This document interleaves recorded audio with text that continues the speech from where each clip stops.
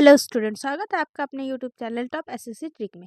आज का हमारा टॉपिक है कोई भी जीके के क्वेश्चन उसे देखते ही आंसर कैसे दे, वो भी ट्रिक के माध्यम से। तो बस आप मेरे साथ एंड तक बने रहिए। मैं आपको आज ऐसे ट्रिक बताऊंगी जिससे आप देखते ही तुरंत आंसर दे पाएंगे, वो भी इजी तरीके से, जिसको याद नहीं रहता, रट्टा ना मारना पड़े। जिन लोगों के लिए, उन लोगों के लिए बहुत फायदेमंद होगा।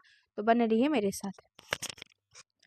तो ये रहा हमारा पहला क्वेश्चन। अभी हम ऐसे 5 क्वेश्चन और करेंगे जिसमें बहुत ही इजी तरीके से आपको बताया जाएगा कि ट्रिक के माध्यम से कि कोई भी क्वेश्चन को कैसे देखते ही आंसर दे।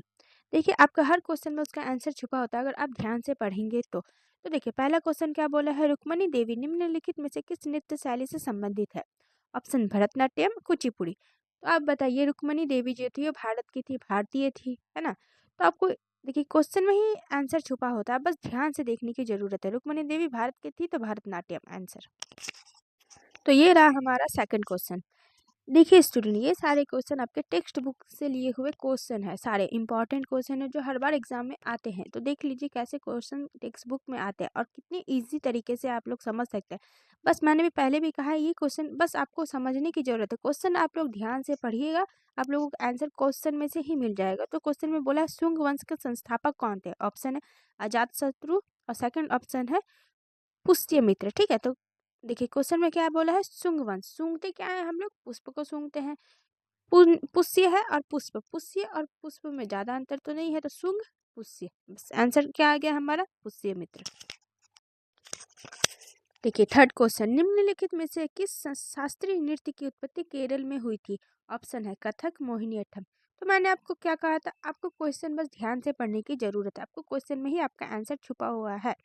क्वेश्चन में बोला है शास्त्रीय नृत्य की उत्पत्ति केरल में हुई थी। अच्छा, ऑप्शन में दिया है कथक और मोहिनीअट्टम। अब बताइए केरल, जब आप लोग करेला करेला से रिलेट कर सकते हैं, करेला खाते हैं तो क्या होता है, आपको गले में अटकता है, नहीं खाया जाता है, बहुतों को नहीं खाया जाता है।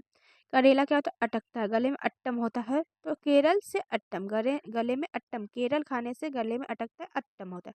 तो मोहिनीअट्टम आंसर। देखिए कितना इजी तरीके से आपको समझ में आ गया। अगर आप इसे रट्टा मारेंगे तो आपको ऐसे बहुत सारे नृत्य है जो आपको याद नहीं होगा, कंफ्यूज हो जाएंगे, बट ऐसे करके आप अगर याद करेंगे तो आपको एक बार में याद हो जाएगा।